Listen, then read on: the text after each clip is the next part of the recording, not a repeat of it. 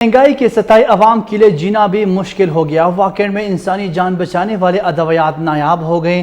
فالج، جگر، شوگر اور امراض قلب سمیت کئی بیماریوں کی ادویات مارکیٹ سے غائب، جو مریض بہت پریشان ہیں۔ واقعہ سے رپورٹ کریں ثاقب علی۔ واقعہ میں بھی مرگی، فالج، جگر، شوگر اور امراض قلب سمیت انسانی جانیں بچانے والی ادویات مارکیٹ سے غائب۔ مریض در بدر کی ٹھوکریں کھانے لگے۔ بخار، درد، کھانسی اور بلڈ پریشر سمیت مختلف ادویات کی قیمتوں میں نہ صرف اضافہ ہوا ہے بلکہ مارکیٹ میں بلیک میں فروخت ہونے لگی۔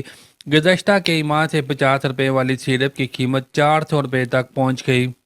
مجھے نہیں ملی، میں 3-4 میڈیکل سٹور پہ گیا ہوں، مجھے یہ دمے کی دوائی نہیں ملی۔ میں بڑی سخت تکلیف میں ہوں۔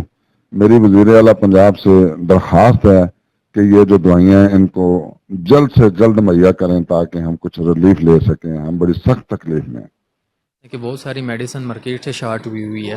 اس میں جان بچانے والی بھی بہت ساری میڈیسن ہیں۔ مثال کے طور پر اگر مائرن پی لیتے ہیں جو کہ ٹی بی کے مریض زیادہ تر یوز کرتے ہیں، وینٹولین انہیلر لے لے جو دمے وغیرہ کے لیے یوز ہوتا ہے، یہ مارکیٹ سے شارٹ ہے۔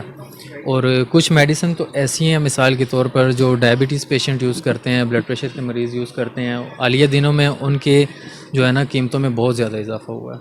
اور جو مہینے بھر کے میڈیسن لے کے جاتے تھے ہمارے کسٹمر، اب وہ بیچارے 1-2 دن کے میڈیسن لے کے جاتے ہیں۔